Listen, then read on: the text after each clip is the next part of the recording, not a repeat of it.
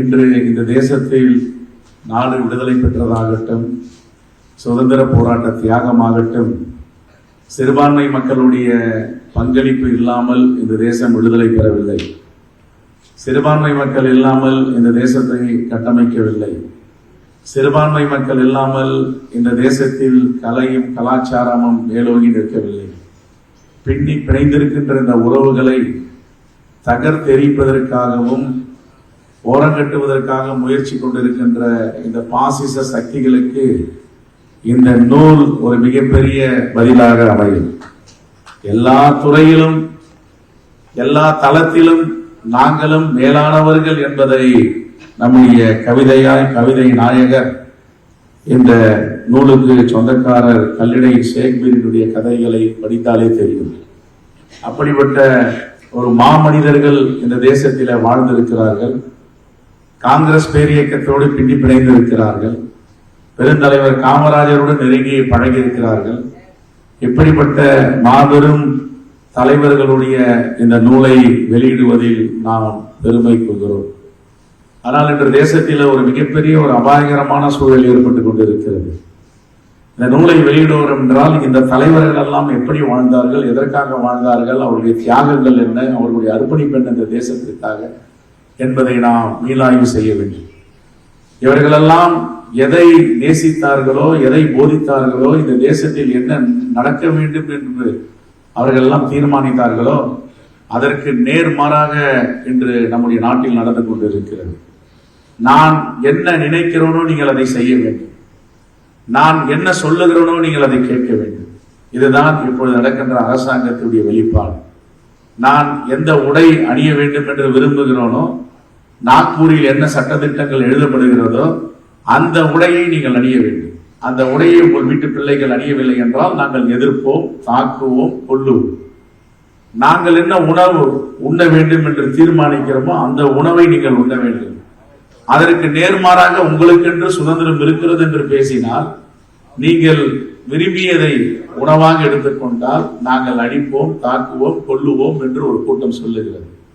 நீங்கள் என்ன படிக்க வேண்டும் என்பதை நாங்கள் தீர்மானிப்போம். நாங்கள் சொல்லுவதை நீங்கள் படிக்க வேண்டும்.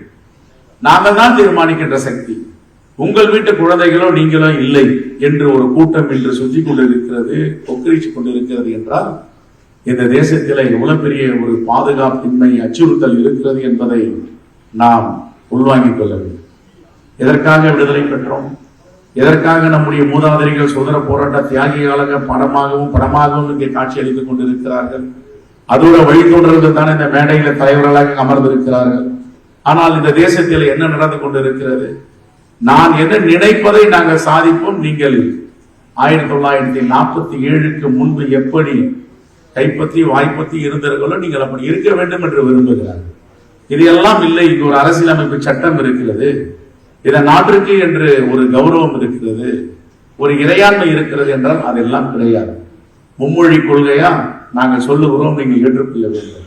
ஏற்றுக்கொள்ளவில்லை என்றால் உங்களுக்கு இருக்கின்ற பங்களிப்பை, நிதி பங்களிப்பை நாங்கள் அளிக்க மாட்டோம் என்று அராஜகம் செய்கிறார்கள். நாங்கள் புதிய கல்வி கொள்கை திட்டமாகட்டும், நாங்கள் சொல்லுகின்ற PMC திட்டமாகட்டும், நீங்கள் அதை ஏற்றுக்கொள்ள வேண்டும். ஏற்றுக்கொள்ளவில்லை என்றால் நாங்கள் மாநிலங்களுக்கு அளிக்கின்ற நிதியை தரமாட்டோம் என்று அராஜகம் செய்கிறார்கள் என்றால் இந்த தேசம் எங்கே போய் கொண்டிருக்கிறது? இப்படிப்பட்ட தலைவர்களை இன்று கல்லிடை ஷேக்ஸ்பியரின் கவிதைகள், போதைகள் இதையெல்லாம் நாம் வெளியிட்டு இருக்கிறோமே. இந்த தலைவர்கள் எல்லாம் எப்படி வாழ்ந்தார்கள், எப்படி இந்த மக்களை நேசித்தார்கள், எப்படி இந்த தேசம் இருக்க வேண்டும் என்று கனவு கண்டிருப்பார்கள்.